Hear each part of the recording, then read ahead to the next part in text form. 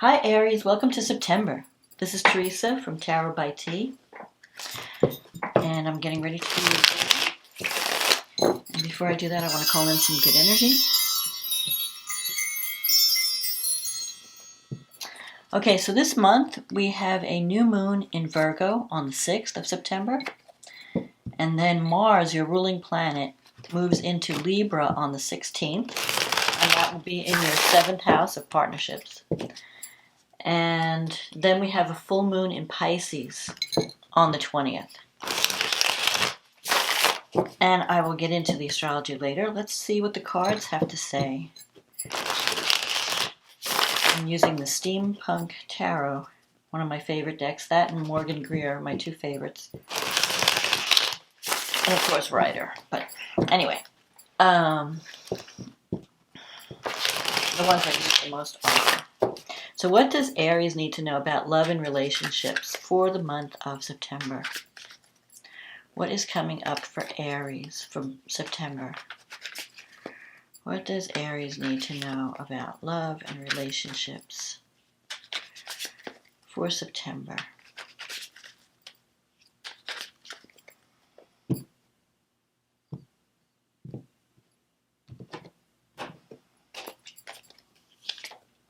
The moon, the emperor, the King of Wands, the magician, the Four of Cups, the lovers, the Nine of Pentacles, the Eight of Wands, the Emperor, well, I knew he had to come up, the Seven of Pentacles, and the Five of Wands, and the card at the bottom of the deck is the Seven of Swords. Okay, so we're starting the month off with the moon crossed by the King of Wands, which could be your energy, the King of Wands. So the moon is a card of confusion, not seeing things clearly. It could be a card also of great imagination, like an imagination working overtime. So there could be a relationship that you're involved in and you're not there. You need to dig deeper and get the facts, because what you see on the surface may not be exactly what's going on. And the King of Wands energy it could be your energy, or you could be dealing with someone like this, but I feel like it could be your energy. How you confront, like the card that crosses you can work for good or evil. So since you have the moon, you have all this confusion. Like, I don't know who I can trust. I don't know what to believe. I don't know what's going on.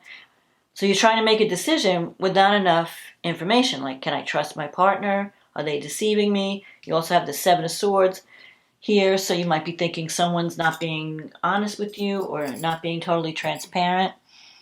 You may even feel like someone's trying to take something away from you. So there might be some competition in a relationship.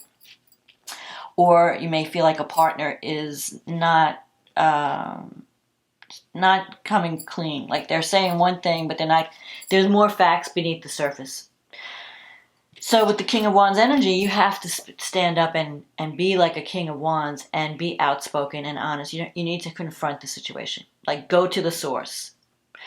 So if you have any kind of feelings in a relationship, like you need clarity. That's what I'm saying. And that can only come through communication. So don't imagine in your head what's going on. Like you might be going, oh, I haven't talked to this person, so it must be that they're blah, blah, blah. Maybe they're seeing somebody else, or maybe they don't want me anymore, or whatever it is that's going through your head. There's a lot of confusion with the moon. You might be blowing things out of proportion. You might be things may seem worse than what they really are. So the advice is to be like the King of Wands, because the King of Wands is someone he's a good leader. He's outspoken. He's not afraid to speak his mind. He's not afraid to take action. So don't leave it up to the other person. Go and talk to that person and get the facts, get the truth, dig deeper. You have the Magician card here. So you could be dealing with someone who's very creative, has a way with words. But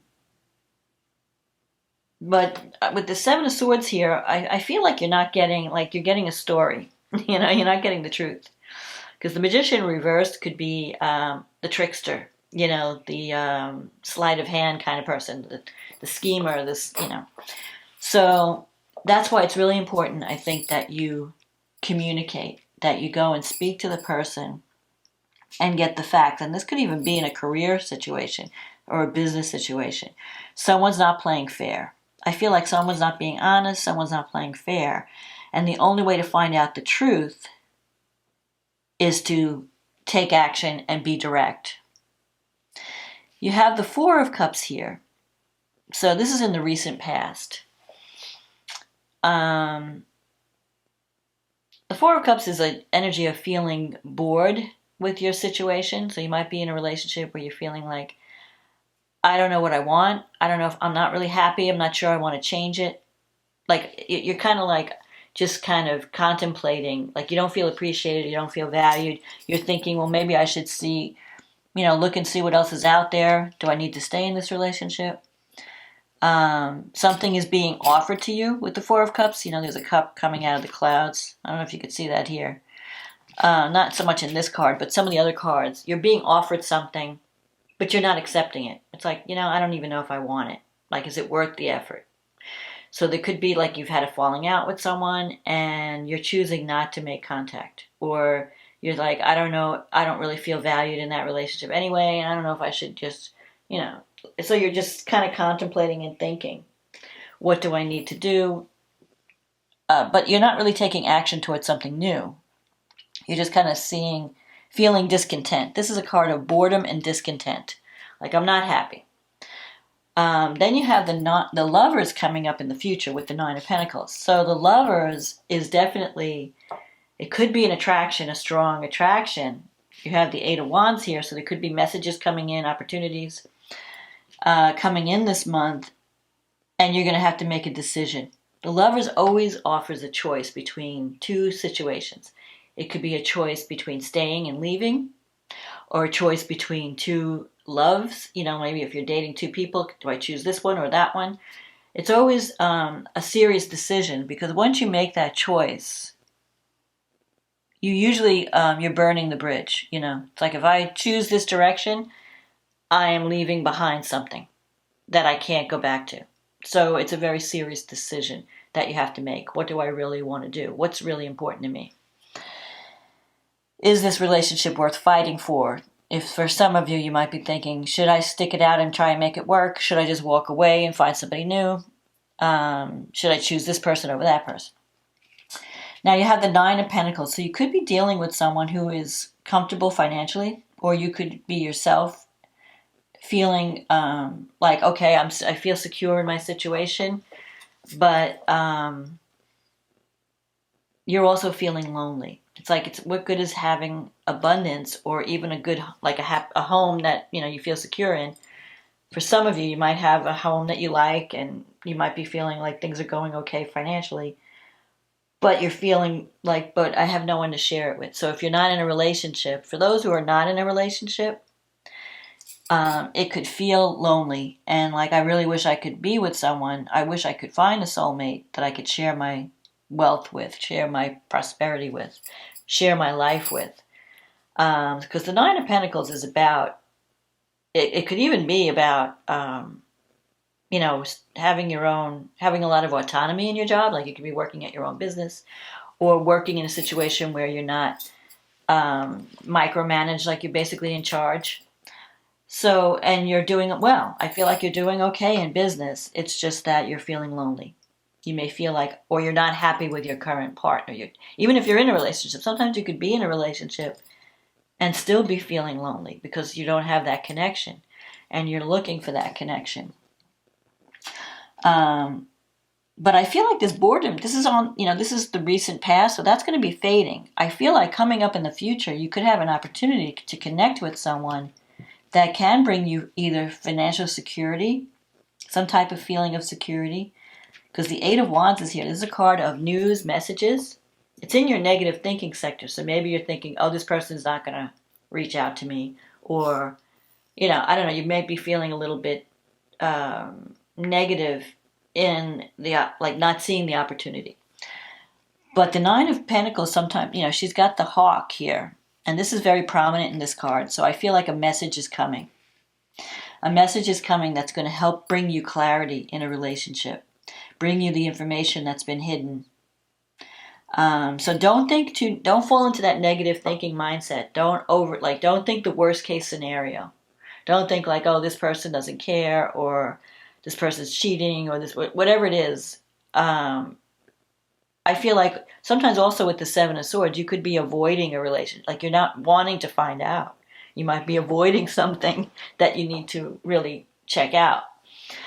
Now, in your environment, you have the Emperor. The Emperor is a card of stability, discipline, focus. Like you're wanting to build. You could be connecting with someone, and it's right next to this Eight of Wands, which is messages coming in. So you could get a message from someone who wants to create something solid. You have the potential to create something solid with this Emperor.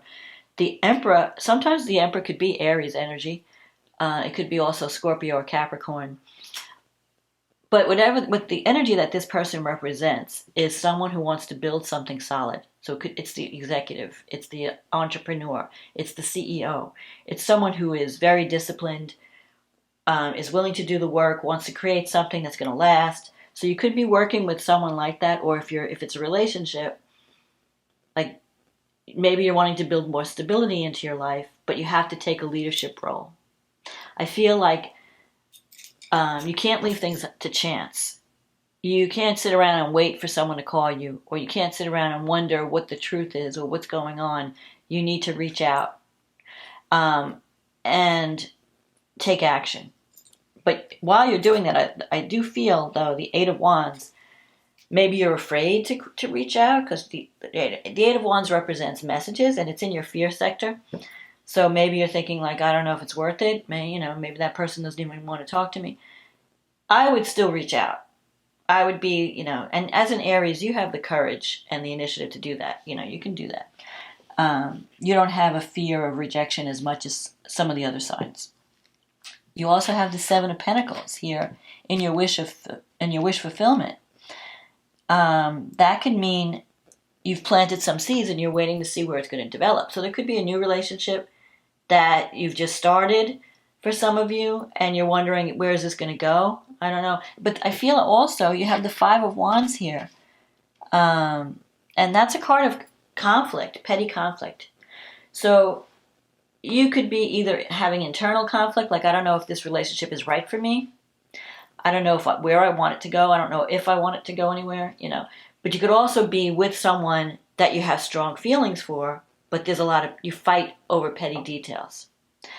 And maybe that's concerning you too. Like, I don't know if we can get along because we're always fighting over something stupid, And with the Seven of Swords energy here, I feel like you need to look under the rug. You can't just shove things under the rug. You can't avoid the situation. I feel like you really need to take action this month. So whether it's you have to make a decision, reach out and talk to someone before you make that decision. Like if you're deciding to walk away from someone, I think you need to have a conversation with them first. And then get the truth. Don't let them, either one of you is not, you're both like avoiding. One, you might be avoiding, the other person might be avoiding the discussion, but you have to have that discussion. You have to clear up this moon energy, this card of fogginess and confusion. Sometimes the moon can represent creativity and spirituality, but I think in this case, you're feeling confused because you're not seeing things clearly. And the only way to clear up that confusion is through a one-on-one, either if not face-to-face, then on the phone or text, whatever.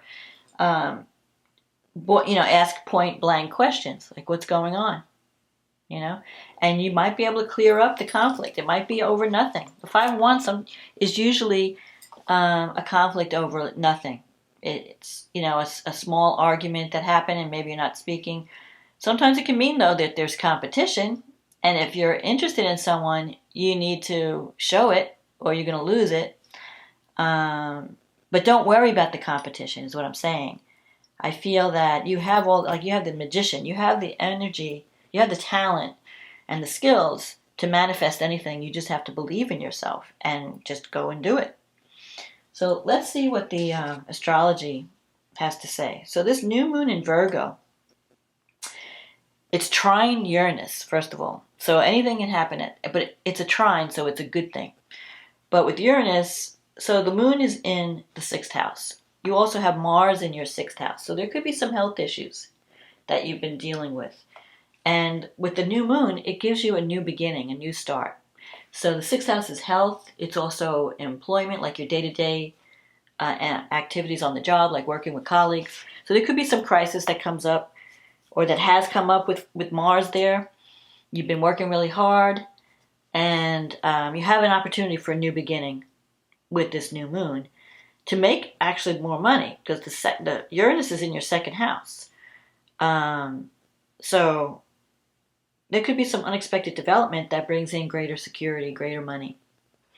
What else is happening at this time? So Venus is in your 7th house, and so is Mercury. Now, Venus in the 7th house can usually bring opportunity for partnership, but Venus is squaring Pluto this month.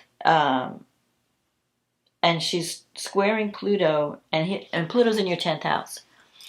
So there could be a change in a relationship. Like you might be leaving one relationship behind, or you might decide that you can't, if it's a work thing, you might decide, I can't work with these people. I can't work with this person. Because Pluto represents Pluto can represent major transformation, major change, breaking down and rebuilding.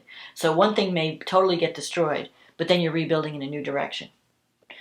And when Venus squares Pluto, there could be some power struggles around love, manipulation. So you don't want to play those games of manipulation, power struggles, try to make, be honest, leave the manipulation, leave the power struggles, just be your best self. Now, Mercury in the 7th house is about communication. It's about, like, you need to have that talk with that partner. It's also trining Saturn, and Saturn's in your 11th house, so it could be a friendship or a goal. Like maybe you're working toward a goal with a friend, and there's some conflict going on, or there's some power struggles.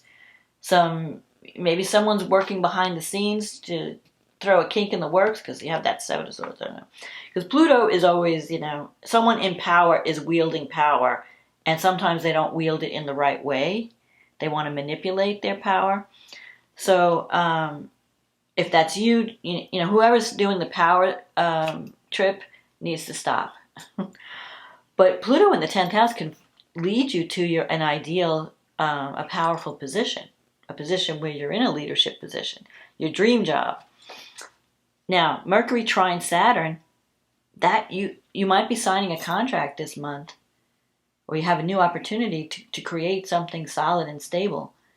Because the 11th house is the house of dreams, hopes, and wishes. It's also about joining with a group of people. So whatever you're committing to, you're going to be in it for a long haul. So a friendship could turn to love, or you could be joining a group of people that you really melt, like finding your soul tribe. Like, okay, I'm really on the right, I really am interested with what you're trying to do, and I want to join this, I want to sign this contract. So whatever communication, you have the ability to create something that's favorable to either, because Mercury is about ideas. You have a lot of ideas. It's about communication. It's about contracts.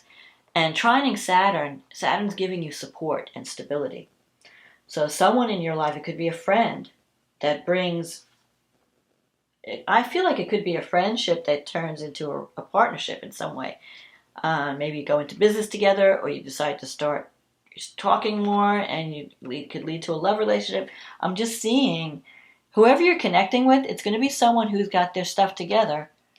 So maybe you're leaving something behind wasn't that fulfilling, but you're having an opportunity to connect with something that is fulfilling, that is like a dream come true. And Mars is in Virgo as well at the beginning of the month. Later it moves into Libra. Mars is trining Pluto. So you really, maybe you're connecting, like whatever you're doing, don't give up. Don't give up on the goal or the dream. You are going to achieve something. Mars trine Pluto means your ambition is very strong. And you're very good at doing detailed work. So you could see with fine detail what needs to be done, and you need to do it. So you're going to be really busy. When Mars is in your sixth house, you're really busy. You're swamped with work. But Mars trine Pluto is a positive thing. It gives you that energy to overcome whatever challenge you're facing. Whether it's a health issue or a work issue, you can overcome it.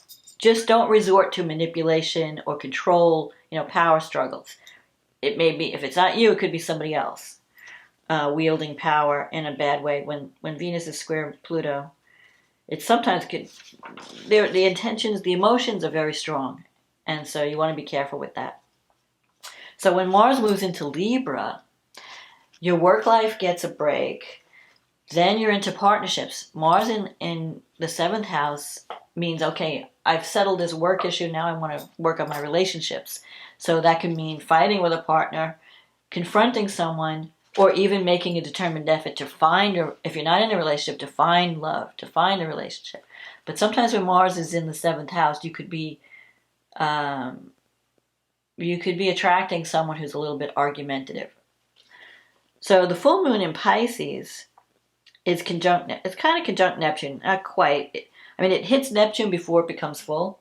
It conjuncts Neptune. It opposes Mars. It's an out of sign opposition. So the full moon, the moon is in the 12th house. The sun is in your 6th house. And now you've got Mars in the 7th. So I think by the full moon, whatever's been hidden is going to be revealed, because full moons always bring things to light, and especially in the 12th house, because the 12th house is the house of secrets, things that are hidden. So whatever, and especially Neptune's there, you could be, I feel like it's going to be like a revelation. You might have been going through a dark night of the soul, but something may be completing at this full moon, where you have a new understanding or sometimes the moon conjunct Neptune can bring like intuitive ability, like you just know you're connecting with like divinity or spirituality in some way, but you're also seeing where you have been deceived or where you have been self-sabotaging yourself, because sometimes the 12th house can be unconscious programming that can come into play. So you need to see that, and you need to work on that. And you need to see where do I need to be healed? What do I need to do to heal? Because the 6th house is about healing. It's also about service. So have you been giving too much of yourself away? Have you been working too hard and neglecting relationships? Have you been sacrificing too much? That's another issue that could come up.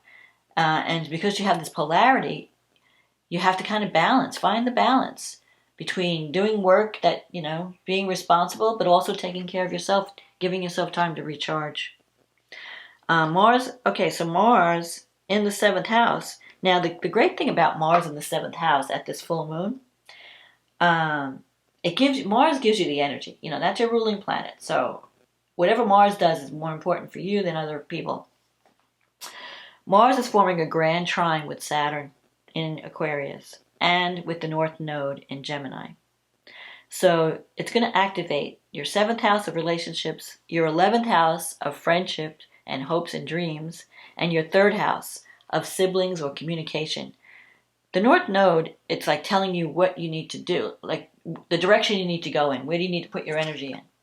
So all the more, this is emphasizing communication. Like you have an opportunity. It's an air trine. So it's about sharing ideas, communicating, talking, taking action toward a dream or a goal, taking action to cement a relationship. You have favorable energy with this grand trine at the full moon. And also Mercury is in your 7th house. And that's also about communicating, speaking up, saying, you might attract a Gemini or you might attract a Virgo or a Gemini, because they're ruled by, or even another Aries or Scorpio.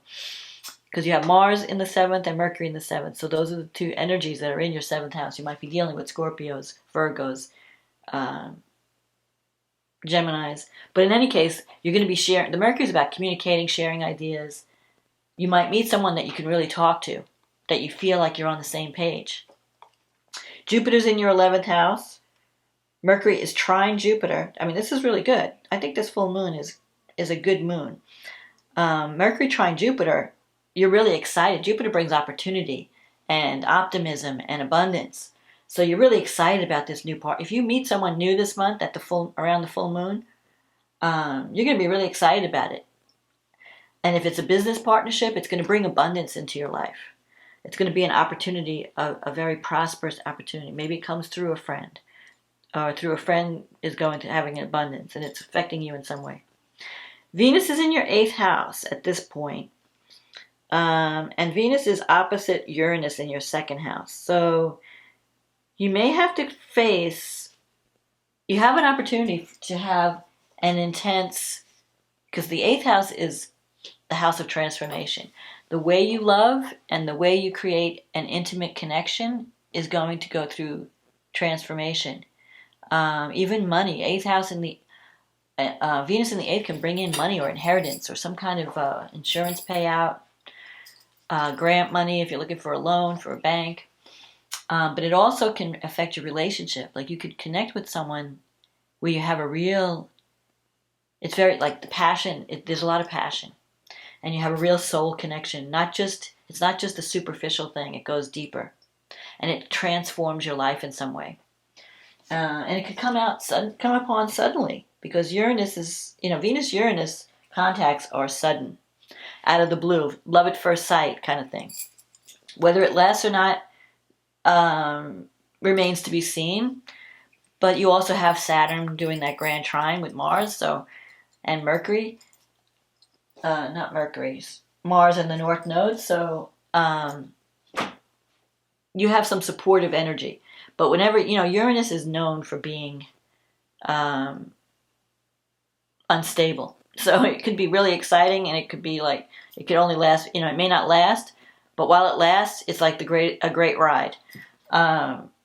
So be open to the new and the unexpected this month, because I think you can make some major changes in both your status, in your health, in your work, and bring more abundance and security into your life. And it could come unexpectedly, like you don't even expect it, and all of a sudden, wham, here it is.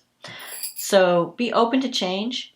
Don't fall into negative thinking. And if there's something that you need to clear up in a relationship, reach out and communicate. So that's my advice for you, Aries, this month. And I hope you enjoyed this reading. If it resonated with you, click on the like button, click on the subscribe button if you want to hear future videos. Leave a comment if this resonated with you. I'd love to read your comments to know if these readings are resonating with people out there. So if you'd like a private reading, you can click on the link in the description box. It'll take you to my website.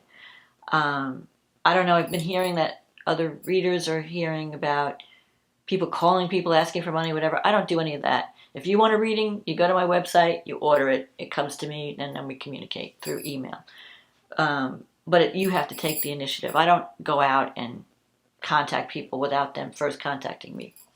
So anyway, I just want to say thank you for supporting this channel. Thank you for liking, subscribing, sharing, ordering readings. I really appreciate all of you. And like I said, if you want a reading, you can click on the link in the description box. So have a wonderful September. There could be some exciting developments in relationships this month. And I will talk to you again in October. Okay, thanks. Bye.